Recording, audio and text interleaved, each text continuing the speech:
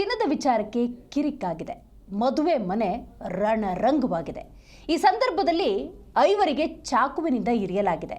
ಈ ಸಂದರ್ಭದಲ್ಲಿ ಆಸ್ಪತ್ರೆ ಪಾಲಾಗಿದ್ದಾರೆ ಆ ಸಂಬಂಧಿಗಳು. ಎಲ್ಲಿ ನಡೆದಿದ್ದು ಘಟನೆ ನೋಡ್ತಾ ಹೋಗೋದಾದ್ರೆ ಚಾಮರಾಜನಗರದಲ್ಲಿ ನಡೆದಿರುವಂತಹ ಘಟನೆ ಇದು. ಚಿನ್ನದ ವಿಚಾರಕ್ಕೆ ಕಿರಿಕ್ ನೋಡಿ ಯಾವ ರೀತಿ ಆ ಮದುವೆ ಮನೆಯನ್ನ ರಣರಂಗ ಮಾಡಿದೆ ಅನ್ನೋದನ್ನ ಗಮನಿಸಬಹುದು. ಈ ಸಂದರ್ಭದಲ್ಲಿ ಐವರಿಗೆ ಚಾಕುವಿನಿಂದ ಇರಿಯಲಾಗಿದೆ. ಚಾಮರಾಜನಗರ ಜಿಲ್ಲೆ ಕೊಳ್ಳೇಗಾಲ ಪಟ್ಟಣದಲ್ಲಿ ನಡೆದಿರುವಂತಹ ಘಟನೆ ಇದು.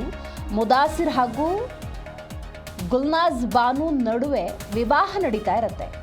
ಚಿನ್ನಾಭರಣಕ್ಕೆ ಸಂಬಂಧಪಟ್ಟಂತೆ ಸಣ್ಣದಾಗಿ ಆರಂಭವಾಗುವಂತಹ ಗಲಾಟೆ ಐವರಿಗೆ ಚಾಕು ಇರಿಯುವ ಮಟ್ಟಕ್ಕೆ ಹೋಗಿದೆ.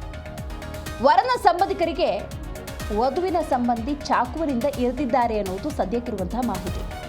ಕೊಳ್ಳೇಗಾಲ ಪಟ್ಟಣ ವ್ಯಾಪ್ತಿಯಲ್ಲಿ ಈ ಒಂದು ಘಟನೆ ನಡೆದಿದೆ. ವರನ ಸಂಬಂಧಿ ಸಮೀರ್ ಹಾಗೂ ಶೋಯಬ್ಗೆ ಚಾಕುವಿನಿಂದ ಇರಿಯಲಾಗಿದೆ. ರೊಚ್ಚಿಗೆದ್ದ ವರನ ಸಂಬಂಧಿಗಳಿಂದ ದಿಢೀರ್ ಪ್ರತಿದಾಳಿ ಕೂಡ ನಡೆದಿದೆ. ವಧುವಿನ ಸಂಬಂಧಿ ಫೈರೋಜ್, ಅಬ್ದುಲ್ ವಾಹಿದ್, ಅಬ್ದುಲ್ ಆರಿಫ್ಗೆ ವರನ ಸಂಬಂಧಿಗಳು ಕೂಡ ಚಾಕುವಿನಿಂದ ಇರಿದಿದ್ದಾರೆ. ಗಾಯಾಳುಗಳಿಗೆ ಕೊಳ್ಳೇಗಾಲ ಸರ್ಕಾರಿ ಆಸ್ಪತ್ರೆಯಲ್ಲಿ ಚಿಕಿತ್ಸೆಯನ್ನು ಒದಗಿಸಲಾಗ್ತಾ ಇದೆ. ಹೆಚ್ಚಿನ ಚಿಕಿತ್ಸೆಗಾಗಿ ಮೈಸೂರಿನ ಆಸ್ಪತ್ರೆಗೂ ಕೂಡ ರವಾನೆ ಮಾಡಲಾಗಿದೆ ಅನ್ನೋದು ಸದ್ಯಕ್ಕಿರುವಂತಹ ಮಾಹಿತಿ.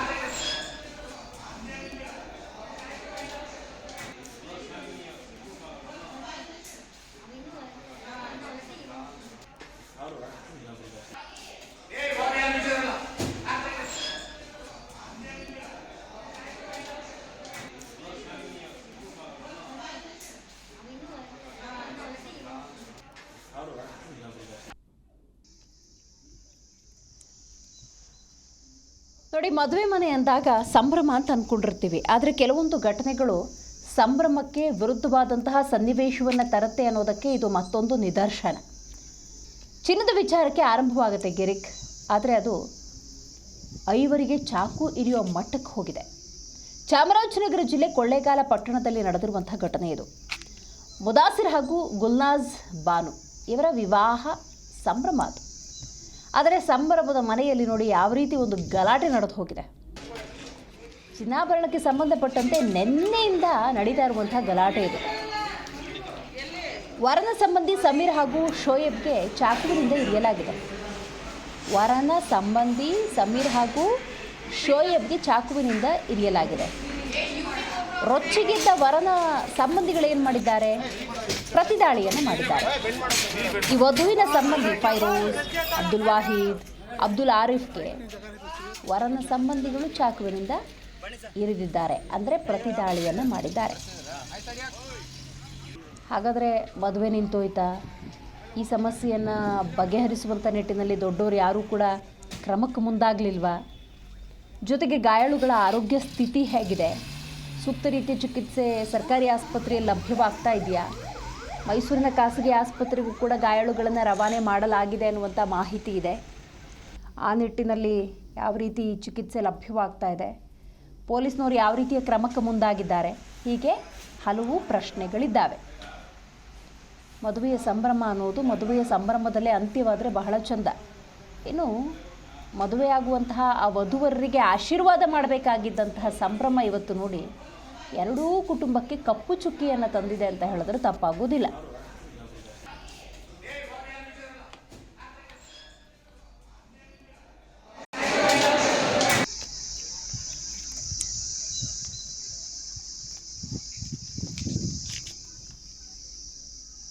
ಹೆಚ್ಚಿನ ಮಾಹಿತಿಯನ್ನು ನಮ್ಮ ಪ್ರತಿನಿಧಿ ಸುರೇಂದ್ರ ನೀಡ್ತಾ ಹೋಗ್ತಾರೆ. ಸುರೇಂದ್ರ, ಗಲಾಟೆ ನಂತರ ಮದುವೆ ಮುಂದುವರಿತಾ, ಮದುವೆ ಮುರಿದು ಬಿತ್ತ, ಸದ್ಯ ಗಾಯಾಳುಗಳ ಆರೋಗ್ಯ ಸ್ಥಿತಿ ಹೆಂಗಿದೆ?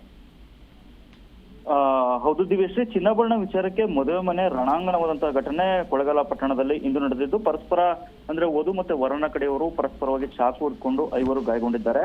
ಇನ್ನು ವರನ ಸಹೋದರ ಸಂಬಂಧಿಗಳಾದಂತ 32 ವರ್ಷದ ಸಮೀರ್ ಅಯಾಜ್ ಮತ್ತೆ 30 ವರ್ಷದ ಶೋಯಬ್ ಹಾಗೂ ವಧುವಿನ ಸಂಬಂಧಿಗಳಾದ 36 ವರ್ಷದ ಫೈರೋಜ್ ಖಾನ್, 44 ವರ್ಷದ ಅಬ್ದುಲ್ ವಾಹಿದ್ ಮತ್ತೆ 40 ವರ್ಷದ ಅಬ್ದುಲ್ ಆರಿಫ್ ಅವರು ಕೊಳ್ಳೇಗಾಲ ಉಪವಿಭಾಗ ಆಸ್ಪತ್ರೆಯಲ್ಲಿ ಪ್ರಾಥಮಿಕ ಚಿಕಿತ್ಸೆಯನ್ನು ಪಡೆದು ಹೆಚ್ಚಿನ ಚಿಕಿತ್ಸೆಗಾಗಿ ಅವರು ಮೈಸೂರಿನ ಆಸ್ಪತ್ರೆಗೆ ಅವರನ್ನ ರವಾನೆ ಮಾಡಲಾಗಿದೆ. ಇಂದು ಕುರುಬನಕಟ್ಟೆ ಅಂದ್ರೆ ಕೊಳ್ಳೇಗಾಲ ಪಟ್ಟಣದ ಒಂದು ಕುರುಬನಕಟ್ಟೆ ರಸ್ತೆಯಲ್ಲಿ RM ಛತ್ರ ಅಂತ ಒಂದಿದೆ. ಆ ಚಿತ್ರದಲ್ಲಿ ಕೊಳ್ಳೇಗಾಲ ಪಟ್ಟಣದ ನೂರ್ ಮೊಹಲ್ಲಾ ನಿವಾಸಿಗಳಾದಂತಹ ಮುದಾಸಿರ್ ಮತ್ತೆ ಗುಲ್ನಾಜ್ ಬಾನು ಎಂಬುವರ ಒಂದು ಮದುವೆ ನಿಶ್ಚಯ ಆಗಿರುತ್ತೆ. ನಿನ್ನೆ ವಿವಾಹ ಪೂರ್ವ ಶಾಸ್ತ್ರ ಆ ಚಿತ್ರದಲ್ಲಿ ನಡಿಬೇಕಾಗಿರುತ್ತೆ. ಆದ್ರೆ ವಧುವಿನ ಕಡೆಯವರು ಹೇಳಿದಂತೆ ಮತ್ತೆ ಕೊಟ್ಟ ಮಾತಿನಂತೆ ವರನಿಗೆ ಅಂದ್ರೆ ಮುದಾಸಿರ್ಗೆ ಕೊಡಬೇಕಾದಂತ ಚಿನ್ನಾಭರಣವನ್ನ ಕೊಟ್ಟಿರ್ತಾರೆ. ಆದ್ರೆ ಮುದಾಸಿರ್ ಮನೆಯವರು ವಧುವಿಗೆ ಕೊಡಬೇಕಾದಂತ ಚಿನ್ನಾಭರಣವನ್ನ ಕೊಟ್ಟಿರೋದಿಲ್ಲ. ಈ ಹಿನ್ನೆಲೆಯಲ್ಲಿ ವಿವಾಹ ಪೂರ್ವ ಶಾಸ್ತ್ರ ಏನ್ ನೆನ್ನೆ ನಡಿಬೇಕಾಗಿತ್ತು ಅದು ಮುರಿದು ಬಿದ್ದಿರುತ್ತೆ.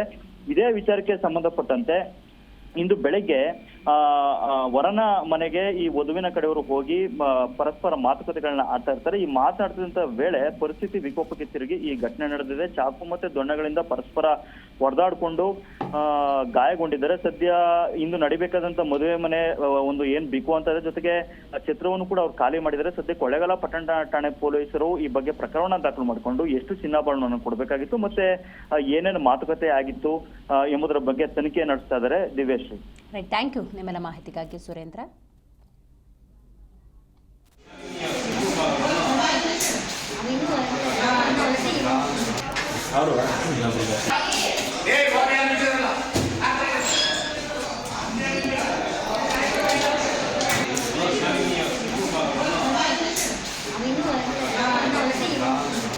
Ahora,